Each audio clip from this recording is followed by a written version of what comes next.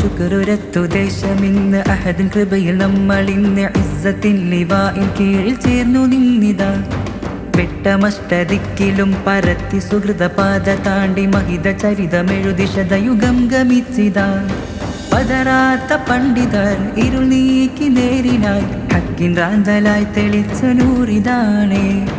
മാറുന്ന കാലമൊപ്പം ആദർശം കാത്തു സദാ അതവുമറിവുമേകിയ ഈ സത്യസാഗരം. ശുക്രുരത്തു ദേശമിന്ന് അഹദിൻ കൃപയിൽ നമ്മളിന്ന് ഇസ്സത്തിൻ ലിവാഇൻ കീഴിൽ ചേർന്നു നിന്നിതാ.